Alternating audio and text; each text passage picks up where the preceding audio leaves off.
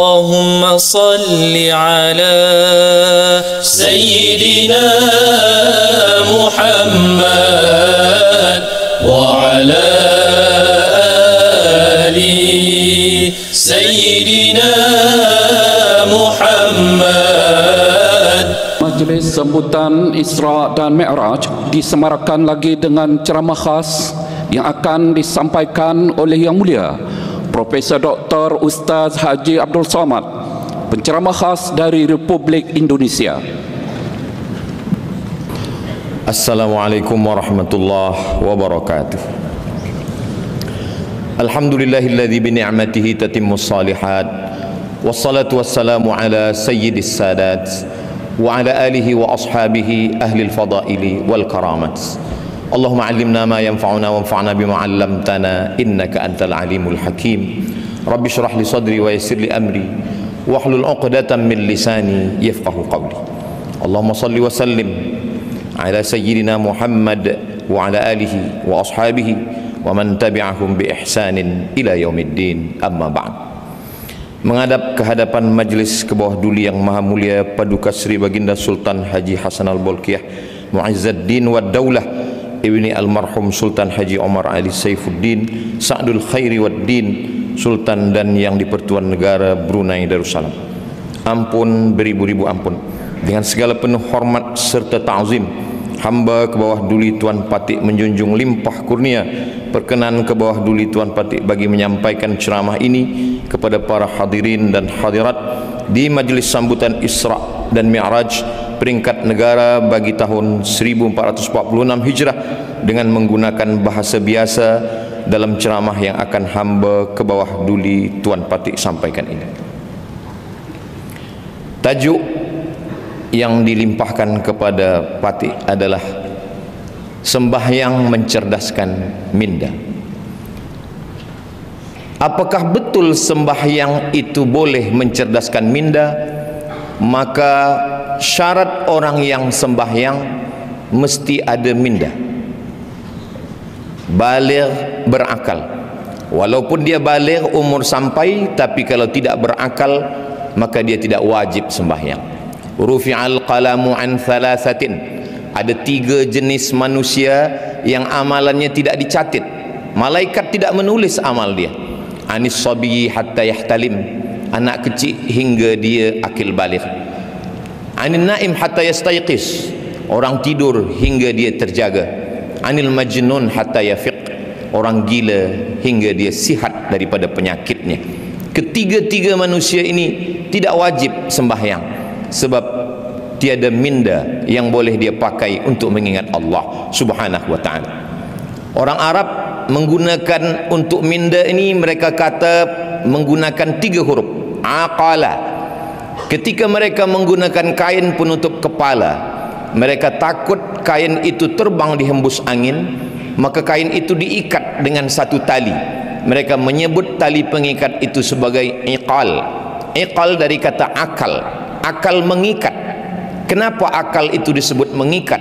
Kerana dia mengikat hawa nafsu. Maka dalam pepatah Melayu dikatakan, manusia dipegang cakapnya, sedangkan haiwan dipegang talinya. Bila ada orang yang cakap tiada berdasar daripada minda yang sihat, maka dia perlu diikat dengan tali. Orang Melayu mengatakan bahawa akal sebagai alat pengukur. Dalam satu peribahasa dikatakan, kalau galah panjang sejengkal, jangan laut hendak diduga. Galah adalah akal. Jangan pernah untuk mengukur Allah Subhanahu wa ta'ala dengan akal yang pendek. Ketika seorang muslim mengangkat tangannya takbiratul ihram, maka saat itu minda diguna untuk mengingat 7 perkara. Yang pertama, saya sedang sembahyang, usalli. Sembahyang saya sembahyang fardu, bukan sunat. Sembahyang saya sembahyang zuhur, bukan asar, bukan maghrib, bukan isya, bukan subuh.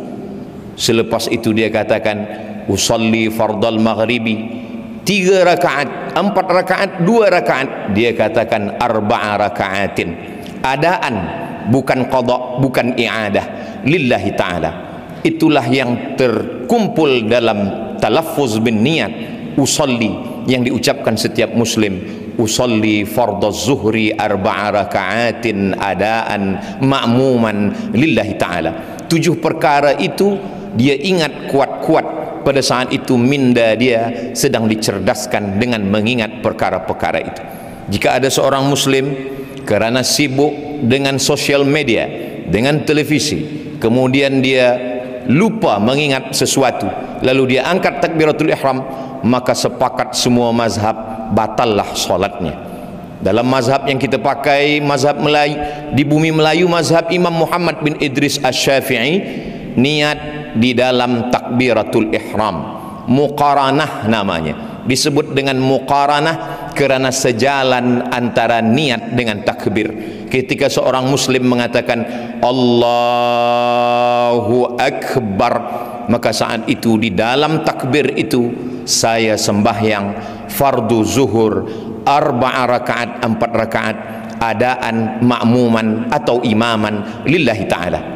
Seandai pun dia pakai mazhab yang lain, mazhab Imam Hanafi, mazhab Imam Maliki, mazhab Imam Syafi'i, niat tetap sebelum takbiratul ihram.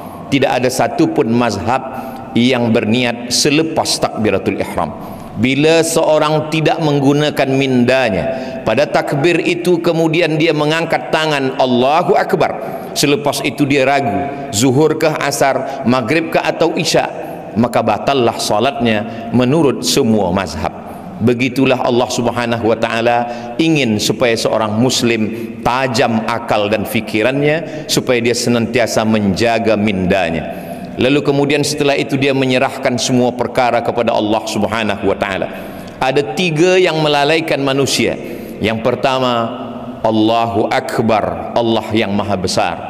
Yang lain daripada itu, masalah hidupnya, ujian hidupnya, semuanya kecil di hadapan Allah, maka dia katakan Allahu Akbar kabira. Lalu kemudian selepas itu dia serahkan semua pujian milik Allah, walhamdulillahi katsira.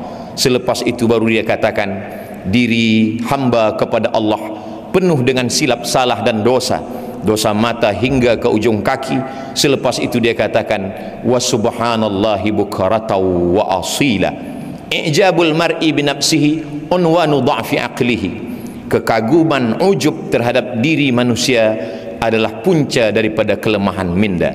Minda yang kuat merasa diri bukan apa-apa, la haula wala quwata illa billahil aliyil azim. Ada 3 kerja minda. Yang pertama mengingat, yang kedua berfikir, yang ketiga sadar, kesadaran, awareness. Sekarang banyak orang yang tidak sedar apa yang dia katakan, apa yang dia ucapkan, apa yang dia perbuat. Maka ketika salat, orang sedang menjaga kesadarannya. Muslim mengatakan sadar itu adalah khusyuk. Wa khasha'atil aswatu lirrahman. Suara-suara semua bersimpuh sujud kepada Allah Subhanahu wa ta'ala. Ketika orang sedang salat, maka dia menggunakan minda untuk mengingat apa yang dia katakan, apa yang dia baca. Syekh Ali Jum'ah mengatakan untuk membantu kekhusyuan, maka nafas mesti diatur. Dalam takbiratul ihram 1 nafas Allahu Akbar. Dalam iftitah muslim boleh membaginya ke dalam 4 nafas. Allahu Akbar kabiran walhamdulillahi katsiran wa subhanallahi bukratan wa asila. Wajjahtu wajhiya lilladzi fatara as-samawati wal arda hanifan musliman wa ma ana minal musyrikin. Inna salati wa nusuki wa mahyaya wa mamati lillahi rabbil alamin. La syarika lahu wa bidzalika umirtu wa ana minal muslimin. Apakah Nabi Muhammad SAW itu kalau salat mulutnya bergerak atau diam sahaja? Tabi'in tidak pernah melihat Nabi. Maka tabi'in yang tidak pernah berjumpa melihat Nabi bertanya kepada sahabat Nabi. Sahabat itu bernama Khabbab ibnul Arth. Ya Khabbab, wahai Khabbab, apakah Nabi itu kalau sembahyang mulutnya bergerak? Kata Khabbab, ya, Nabi itu kalau sembahyang mulutnya bergerak. Maknanya dia membaca, bukan diam. Kalau mulut Nabi bergerak, dari mana engkau boleh mengetahui mulut Nabi itu bergerak? Khabbab menjawab, saya tahu mulut Nabi bergerak karena saya melihat bittirabi lihyatih, kerana janggut Nabi bergerak. Janggut Nabi bergerak kerana rahangnya bergerak. Rahang bergerak kerana mulut membaca. Itulah mengapa sembahyang itu disebut dengan qiraah, bukan mutala'ah. Kalau membaca di dalam hati, bahasa Arabnya mutala'ah. Tapi kalau membaca dengan mulut berbunyi, maka disebut dengan qiraah. Apakah bersuara atau tidak? Kalau suara kita didengar orang lain, namanya waswasa. Alladzi waswisu, berbisik. Tapi kalau suara itu hanya didengar oleh kita sendiri, maka disebut dengan hamsah. Maka saat membaca itu, seorang muslim mengeluarkan suara, tapi seagak-agak hamsah, hanya telinganya saja yang mendengar. Allahu akbar kabira, walhamdulillahi katsira, wa subhanallahi bukratan wa asila. Ketika sedang salat, seorang muslim yang miskin, dia sedang dinaikkan darjahnya ke tempat yang tinggi. Seorang muslim yang kaya, dia sedang disedarkan dirinya bahwa dia tiada punya apa-apa. Saat itu dia sedang berkata, inna salati wa nusuki wa mahyaya wa mamati lillahi rabbil alamin. Kemana dia menghadap? Saat itu dia sedang menghadap kepada wajjahtu wajhiya lilladzi fataras samawati wal arda hanifan musliman wa ma ana minal musyrikin. Selepas itu barulah dia berserah, sebenar-benar berserah kepada Allah Subhanahu wa taala. Semua yang mengganggu dalam hati, dalam fikiran, dalam bisikan telinga, dalam lintasan hati, dia halau. Semua itu dia halau dengan ta'awuz.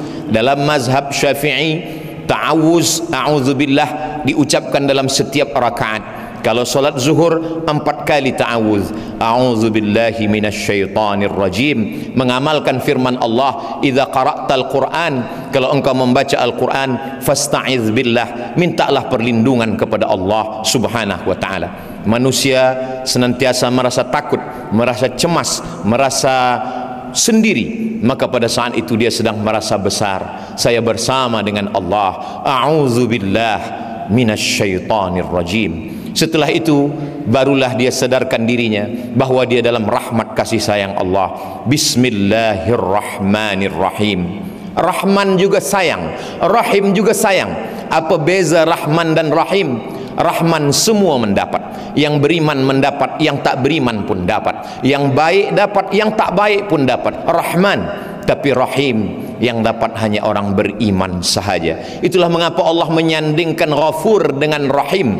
Tak pernah ada ayat Ghafurur Rahman, kerana ampunan diberikan Allah hanya kepada orang yang percaya. Wa kana Allahu Ghafuran Rahima. Setelah itu dia berdialog dengan Allah, dia berkata-kata dengan Allah. Kalau ingin bercerita dengan Allah, maka tegakkanlah salat. Ketika seorang hamba sedang berkata alhamdulillahi rabbil alamin, Allah membalas, apa kata Allah? Hamidani abdi, hambaku sedang memuji aku. Setelah itu hamba itu berkata ar-rahmanir rahim. Lalu kemudian Allah menjawab, apa kata Allah? Asna alayya abdi, hambaku sedang memuliakan aku. Maliki yaumiddin, apa kata Allah? Majjadani abdi, hambaku sedang mengagungkan aku. Kemudian hamba itu berkata, iyyaka na'budu wa iyyaka nasta'in. Apa jawab Allah? Sa'alani abdi, hambaku sedang meminta kepadaku. Ihdinas siratal mustaqim. Apa jawab Allah? Wali abdi ma sa'al, hambaku mendapatkan apapun yang dia mintakan. Sesungguhnya ketika orang sedang melaksanakan salat, mindanya, akalnya, fikirannya sedang fokus, sedang khusyuk, dia sedang bersama dengan Allah Subhanahu wa taala. Ujian hidup menyebabkan manusia sakit secara mental, maka perlu kesihatan mental. Maka pada saat itu dia pilihkan ayat yang membuat dia merasa diperhatikan Allah Subhanahu wa taala. Beban hidup seorang hamba menjalani segala kesusahan, kepahitan hidup, maka pada saat itu apa ayat yang dia baca? Alam nashrah laka sadrak, bukankah belum kulapangkan dadamu, kata Allah. Alam nashrah laka sadrak wa wada'na anka wizrak, lalu kemudian aku angkat semua kesulitan kepayahan yang engkau jalani dalam hidup. Lalu kemudian allazi anqadha dhahrak, semua yang membebani pundakmu, wa rafa'na laka dzikrak, kami akan mengangkat namamu, kami akan membuat engkau selalu dikenang sepanjang zaman. Kalaupun ada kepayahan, kesusahan, kesulitan hidup, maka sesungguhnya dua kali Allah mengulang, fa inna ma'al usri yusra, inna ma'al usri yusra. Di dalam kepayahan itu ada kemudahan, di dalam kesusahan itu ada kebahagiaan. Fa idza faraghta fansab, kalau engkau selesai dari satu ibadah, jangan lupa, jangan lalai, fansab, pindahlah ke ibadah yang lain. Wa ila rabbika farghab, jangan lupa selalu berharap kepada Allah subhanahu wa ta'ala. Setelah itu dia pun salah, diambil dari kata salah. Salah maknanya tulang belakang yang membengkok dan membungkuk. Salah maknanya membengkokkan tulang belakang menghadap Allah. Saat itu seorang hamba membungkuk kepada Allah dan dia berkata subhana rabbiyal azimi wa bihamdi. Selepas itu dia angkat kepalanya dan berkata sami'allahu liman hamidah. Selepas tulang belakang itu lurus kembali, lalu dia ucapkan dalam mazhab Syafi'i, Rabbana lakal hamdu mil'us samawati wa mil'ul ardi wa mil'u ma syi'ta min syai'im ba'du. Selepas itu 7 anggota badannya dia lekatkan ke tanah, 2 ujung kaki, 2 lutut, 2 tapak tangan, 1 kening. Di saat itu dia berkata subhana rabbiyal a'la wa bihamdi. Apa kata Nabi SAW? Aqrabu ma yakunul abdu min rabbih wa huwa sajid. Seorang hamba sangat dekat dengan Allah ketika dia sedang bersujud. Disitulah letak keadilan Allah. Seandainya Nabi mengatakan orang paling dekat dengan Allah ketika dia di Makkah, menangislah orang miskin. Bagaimana dia boleh sampai ke Baitullah? Seandainya Nabi mengatakan orang paling dekat dengan Allah ketika dia sedang di padang Arafah, betapa orang susah tak mendapatkan kemuliaan itu. Tapi betapa adilnya Allah. Apa kata Nabi? Aqrabu ma yakunul abdu min rabbih wa huwa sajid. Orang paling dekat dengan Allah ketika dia sedang bersujud. Yang miskin dan yang kaya, rakyat jelata, siapapun jua boleh menempelkan keningnya ke lantai dan berbisik. Kalau makhluk di bumi tak ada lagi tempat mengadu, kawan sudah menjadi lawan, sahabat menikam dari belakang, menggunting dalam lipatan, menjegal kawan seiring, maka saat itu berbisiklah ke tanah, maka malaikat di langit akan mengabulkan segala doa-doa. Subhana rabbiyal a'la wa bihamdi. Di saat duduk di antara 2 sujud, itulah doa yang paling panjang. Walaupun duduk antara 2 sujud itu paling pendek dalam sembahyang, tapi sesungguhnya seorang mukmin doa yang paling panjang, 8 permohonannya kepada Allah. Rabbighfirli warhamni wajburni warfa'ni warzuqni wahdini wa'afini wa'fu anni. Itulah doa yang paling panjang. Dalam tegak, dalam ruku', dalam sujud, tak ada permohonan sampai 8 permohonan itu duduk di antara 2 sujud. Tapi banyak orang tiada menggunakan minda untuk mengingat apa yang dia minta kepada Allah subhanahu wa ta'ala. Selepas itu di sujud terakhir dia berkata, meminta kepada Allah. Kalau dia boleh menggunakan bahasa Arab, dia mengadu kepada Allah. Kalau dia tanpa guna bahasa Arab, dengan guna bahasa apapun Allah Maha tahu. Wa na'lamu ma tuwaswisu bihi nafsuh, kami tahu apa yang berbisik-bisik di dalam hatimu. Selepas itu, selepas bermunajat, dia lepaskan segala kepayahan, kesulitan, kesusahan hidupnya. Setelah itu dia pun menyaksikan mi'raj. As-salatu mi'rajul mu'min. Sembahyang itu adalah mi'rajnya orang beriman. Ketika Sayyidina Muhammad sallallahu alaihi wasallam Isra dan Mi'raj, riwayat ini disebutkan oleh Imam Al-Alusi, disebutkan juga oleh Imam Badruddin Al-Aini, disebutkan juga oleh Imam Al-Qastullani, disebutkan juga oleh Imam Asy-Sya'rani. Riwayat ini masyhur dalam kitab-kitab tafsir dan tasawuf. Ketika Nabi sallallahu alaihi wasallam berdialog dengan Allah, apa kata Nabi Muhammad sallallahu alaihi wasallam? At-tahiyatul mubarakatu salawatu tayyibatu lillah, semuanya milik engkau ya Allah. Lalu kemudian apa kata Nabi selepas berkata at-tahiyatul mubarakatu salawatu tayyibatu lillah? Allah menjawab ucapan itu dengan ucapan assalamu alayka ayyuhan nabiyyu wa rahmatullahi wa barakatuh. Dijawab oleh Allah subhanahu wa ta'ala, Assalamu alayka ayuhan nabi wa rahmatullahi wa barakatuh. Keselamatan, kerahmatan, keberkahan untukmu wahai Muhammad sallallahu alaihi wasallam. Dijawab oleh Rasulullah, wassalamu alayna wa ala ibadillahis salihin. Nabi tidak ingin salam itu hanya untuk dirinya, dia ingin salam itu melimpah. Wassalamu alayna wa ala ibadillahis salihin. Setelah itu semua malaikat-malaikat bersyahadat, asyhadu an la ilaha illallah wa asyhadu anna Muhammadan Rasulullah. Itu hanya dapat difahami oleh orang yang mindanya hidup, mindanya cerdas. Setiap hari dilatih, dibiasakan. Pada saat itu dia sedang bersama dengan Allah subhanahu wa ta'ala. Kun ma'allah, hendaklah engkau bersama dengan Allah. Illam takun ma'allah, kalau bukan bersama dengan Allah, bersamalah dengan orang-orang yang ketika engkau bersama dengan mereka hatimu sejuk, selalu berasa bersama dengan Allah subhanahu wa ta'ala. Andai dia cukup dengan salawat Ibrahimiyah, dengan menyertakan nama Nabi Ibrahim, kama barakta ala Ibrahim wa ala ali Ibrahim fil alamin innaka Hamidum Majid. Tapi seorang muslim ingin sembahyangnya sempurna, dia memperakui segala silap salahnya. Dia berkata, Rabbighfirli ma qaddamtu wa ma akhartu wa ma asrartu wa ma alantu wa ma asraftu wa ma anta alamu bihi minni antal muqaddimu wa antal muakhiru la ilaha illa anta subhanak inni kuntu minadh zalimin. Selepas itu dia memohonkan sebagaimana riwayat dalam Sahih Muslim, Allahumma inni a'udzubika min azabi jahannam wa min azabil qabri wa min fitnatil mahya wal mamat wa min syarri fitnatil masihid dajjal. Selepas itu dia tutup dengan memohon kepada Allah, Allahumma a'inni, tolong hamba, ala zikrika, supaya hati selalu berzikir, wa syukrika, selalu bersyukur, wa husni ibadatik, selalu beribadah dengan ibadah yang terbaik. Selepas itu dia pun keluar daripada solatnya dengan mengucapkan salam, Assalamualaikum warahmatullah.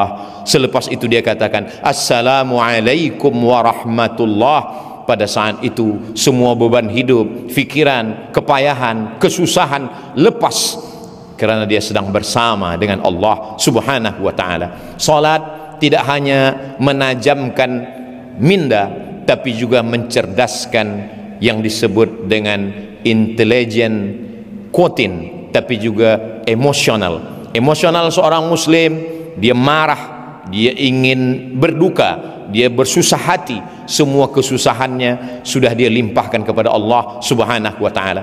Kalau Nabi Musa berdoa kepada Allah, Rabbi syrahli sadri, lapangkanlah dada hamba, berbeza dengan Nabi Muhammad sallallahu alaihi wasallam. Sebelum diminta dia sudah diberi. Apa kata Allah? Alam nashrah laka sadrak, bukankah sudah kulapangkan dadamu ya Muhammad sallallahu alaihi wasallam. Ketika seorang muslim sudah berserah diri kepada Allah, selepas salat dia tetap mengatakan astaghfirullah, astaghfirullah, astaghfirullah. Mengapa dia beristighfar? Dia bukan minum khamar, dia bukan melakukan perbuatan maksiat, dia baru saja keluar daripada solatnya, aqwalun, ucapan, wa af'alun, perbuatan, mufattatahatun bitakbir, dibuka dengan takbir, wa mukhtatamatun bitaslim, ditutup dengan salam. Tapi kenapa dia mengatakan astaghfirullah? Begitulah seorang muslim, dia sadar dalam solatnya dia lupa, dalam solatnya dia lalai. Orang Melayu mengatakan khusyuk itu macam meniti pematang di tengah sawah. Seorang petani selepas memanen padi, dia pun memikul padinya di atas pematang yang licin, tanah liat di tengah sawah. Kadang terjatuh ke kanan, dia bangkit lagi.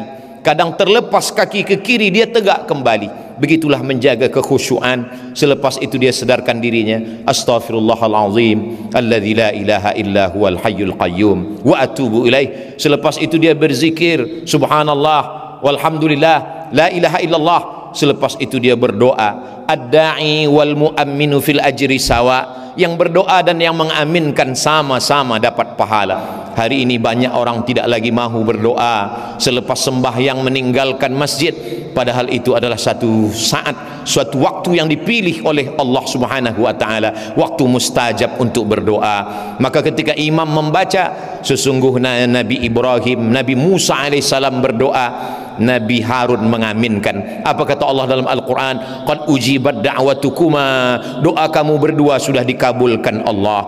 Padahal yang berdoa hanya Nabi Musa, Nabi Harun hanya mengaminkan.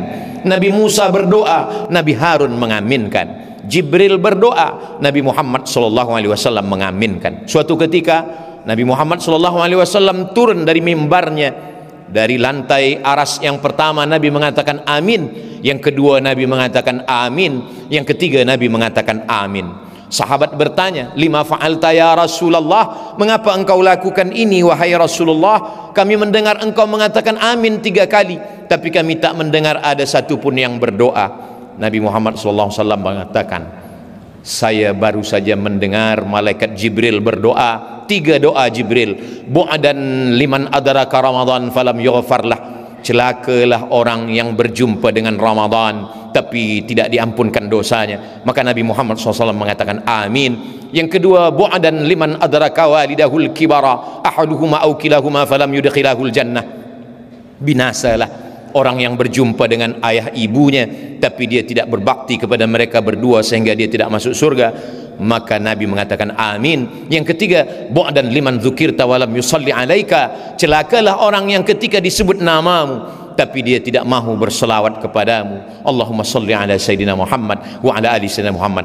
Nabi mengatakan amin. Itulah dalil para ulama kita mengaminkan doa para imam. Dan ketika kita berzikir, malaikat-malaikat memanggil malaikat yang lain, halummu ila hajatikum, wahai malaikat yang lain, marilah kemari, inilah yang kamu cari, majlis-majlis zikir.